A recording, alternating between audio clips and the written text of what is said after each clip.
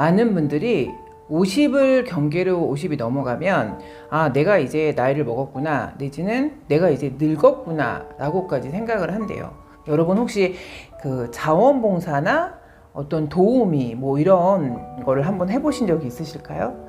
저는 직업적으로 자원봉사 하시는 분들을 굉장히 많이 만나 뵀었어요. 그리고 그분들하고 자원봉사도 많이 해본 적이 있고, 그런데 그거는 어찌 보면 자발적인 자원봉사는 아니었던 거예요. 저한테 어떤 계기가 있었어요. 그래서 제가 그 어떤 계기로 제가 어떤 분들의 도움을 받으면서 너무 감동을 받고 너무 감사한 시간들이 있었어요. 그래서 제가 그거를 내가 받지만 말고 그 기쁨을 그 분들한테도 그대로 환원, 환류 이런 걸 해드려야 되겠다라는 생각이 들었던 거예요. 그래서 의미 있는 시간을 제 나름대로 열심히 보내고 왔었어요. 그런데 제가 뭐 그렇게 힘든 일을 해본 사람도 아니고 그렇게 뭐 정말 아침 일찍부터 밤 늦게까지 하루 종일 서 있어야 되는 그런 부분들이 있었거든요. 그런데 제가 안 하던 거를 하니까 이 온몸이 팅팅 부었던 거예요. 그 컨디션을 회복하는데 며칠이 걸리더라고요. 그래서 아, 이제는 조금 편안해지고 괜찮아졌다, 이런 생각이 들더라고요. 그런데 제가 느꼈던 거는 그 시간을 보내고 나서 몸은 되게 힘들었지만 제가 거기서는 힘들다는 소리를 할 수도 없어요. 왜냐면 저보다 뭐 정말 암이 걸리신 분도 있었고 많은 몸이 정말 아프신 분들도 굉장히 많이 있으셨어요. 그런데 그분들이 약을 먹어가면서까지 그런 자원봉사를 정말 진심, 전심으로 하고 계시더라고요. 그래서 제가 그런 모습을 보면서 저도 정말 많은 걸 느꼈고, 자원봉사를 할 때, 누군가를 도와줄 때 행복지수가 굉장히 높아진다는 얘기를 저는 사실 그거를 실감을 못 했었어요. 그런데 제가 올해 들어서 그 정말 누군가한테 내가 아주 조금이라도 도움을 줄 수 있다는 그 기쁨이 얼마나 큰 건가를 아주 조금씩 알아가고 있어요. 살아있는 힘은 어디서 오는가, 이런 책이 있었어요. 그런데 이 책에는 그 많은 분들이 50을 기점으로 나는 이미 늙었기 때문에 그 삶을 어찌 보면 포기는 아니지만 단념하는 단계로 들어가는 거에 대해서 이렇게 자세히 기술이 돼 있어요. 그런데 많은 그 100세까지 아주 건강하고 에너제틱하게 살아가시는 많은 분들이 있다는 거예요. 그래서 그런 분들에 대해서 이 책에서는 아주 자세히 기술을 하고 있는데, 제가 미래학자로 너무 좋아하는 다니엘 핑크가 이 책에 대해서 아주 극찬을 했어요. 이 책은 그 자체로 굉장히 큰 선물이래요. 그리고 이 책은 나이가 들어가는 것은 인생에서 가장 의미 있는 거라고 이렇게 아주 아름답게 승화시킨 책이라고 다니엘 핑크가 이 책에 대해서 아주 극찬을 했어요. 그런데 많은 어르신들이 나는 이제 나이를 먹었다, 내 인생은 끝났다, 이렇게 생각하는 게 언제인지 아세요, 여러분? 이게 의외로 많은 분들이 그 키오스크 있잖아요. 저희가 요즘에 뭐 햄버거 집을 가든 뭐 하다못해 김밥집을 가든 카페를 가든, 근데 이 키오스크 작동을 못 하실 때 난 이제 나이 먹었나 보다, 난 이제 끝났나 보다, 이런 생각을 한다는 거예요. 여러분 아직은 키오스크 너무 잘 아시죠? 그런데 저희 연배보다 조금 돼 있으신 분들은 사실 이 키오스크가 되게 부담스럽다는 거죠. 책을 쓴 이 공동저자 2명은 이 책은 인간이 담아낼 수 있는 가치 중에 가장 이상적인 가치를 담아냈다, 이런 평을 들으면서 내셔널 크리스토퍼 대상을 수상했던 책이에요. 우리가 나이 들어가는 거를 두려워할 필요가 없다는 거예요. 그래서 나이 들어가는 거에 대한 아름다움, 삶의 지혜, 이런 거를 알기 위해서는 반드시 읽어봐야 될 책이다. 인생 후반전을 간다는 거는 삶을 뒤돌아보지 않는다는 의미도 같이 들어있다는 거예요. 삶을 뒤돌아보지 않고 앞으로 전진하면서 나이 먹는 거를 두려워하지 않는 멋지게 나이 들어가는 예를 들어드리고 있어요. 98세의 그 젊은 이들로부터 멋지게 추앙받는 랍비에 대해서도 얘기하고 있고, 그리고 홀로코스트와 아들이 하나밖에 없는 아들이 죽었음에도 불구하고 내 인생은 성공을 한 거다, 이 정도는 감사하고 성공을 했다라고 말씀하시는 94세의 할머니에 대해서도 얘기를 하고 있어요. 80세에 이르러서 미국 최대의 통곡물 식품 사업을 한 어르신에 대해서도 얘기를 하고 있고, 그러니까 100세 일을 한다는 거 한번 생각을 해보셨나요? 여기서는 106세의 어르신이 온종일 걸려오는 상담 전화를 받으신다는 거예요. 그래서 사실 어찌 보면 나이는 우리가 딱 책정해 놓은 그 한계점이라는 거예요. 그거를 뛰어넘는 분들은 그 나이랑 숫자랑 상관없이 이렇게 많은 활동을 할 수가 있다는 거죠. 나이의 숫자에 갇혀서 삶을 즐기지 못한다는 거예요. 사랑하는 사람과의 이별에서도 많은 자존감을 느끼고 사회로부터 소외받는 것에 대해서 혼자 좌절하고 나이를 많이 먹었기 때문에 내가 내 꿈을 이룰 수 없다, 이런 목적성이 상실이 된 거에 대해서도 굉장히 힘들어한다는 거예요. 의욕은 있으나 너무 몸이 아픈 거죠. 그래서 이 노쇠한 신체 때문에도 많은 어르신들이 좌절을 한다고 이렇게 이 책에서는 기술을 하고 있거든요. 그래서 가장 중요한 게 뭘까요?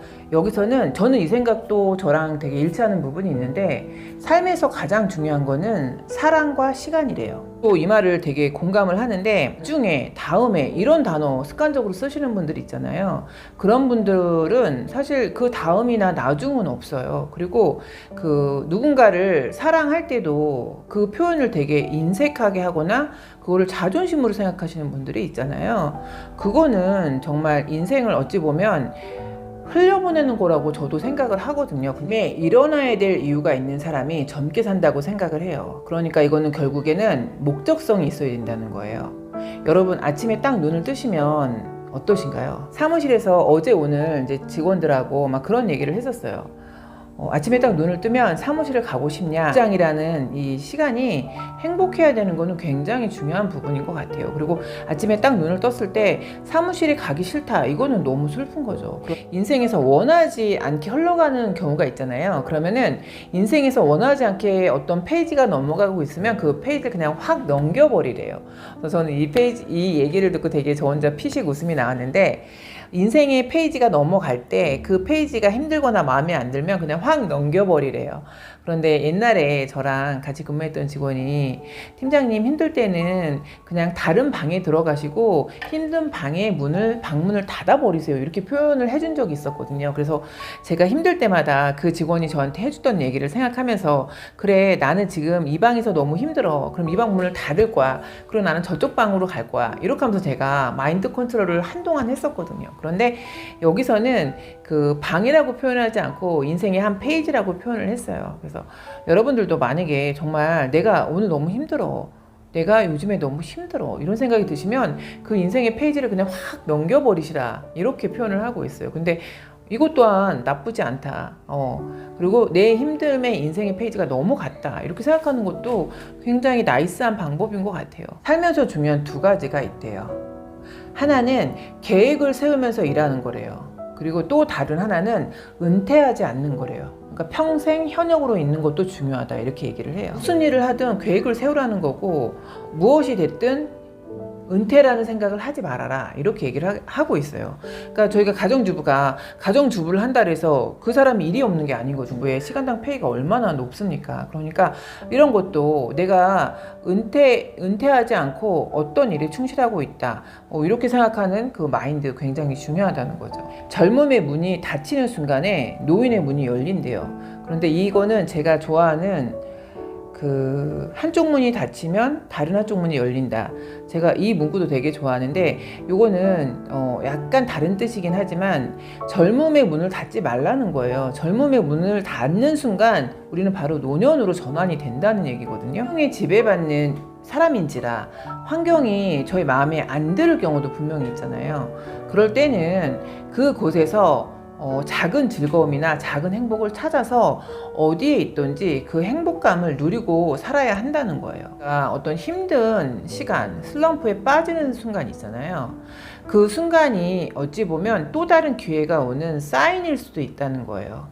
그래서 저희가 나이 듦을 세월이 흘러가고 있음을 그렇게 힘들어할 필요는 없다는 게, 그런 시간이 어찌 보면 많은 일을 하지 않고 어떤 내가 해낼 수 있는 어떤 한 부분에 집중할 수 있는 시간이라는 거예요. 그러니까 지난주에 그 봉사활동을 끝내고 저희 여고 동창들하고 평에 너무 좋은 갤러리가 있더라고요. 개인 미술 갤러리였는데 저희 그 여고 동창들하고 그 갤러리에서 갤러리 구경을 하고 커피 한 잔을 마시면서 이 얘기 저기를 했었는데, 저희 친구가 그런 얘기를 한 적이 있었어요.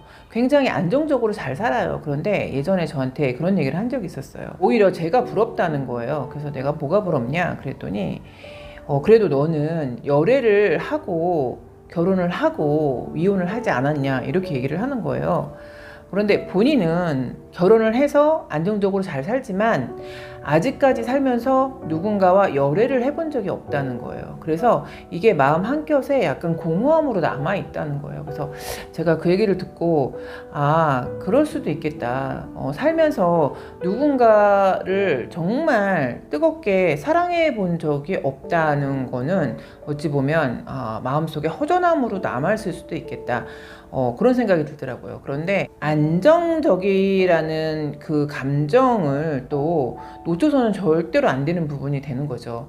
그 열정보다 더 중요한 것이 어찌 보면 안정감일 수도 있다는 생각이 저는 들거든요. 오늘을 준비한 자만이 내일을 가질 수가 있대요.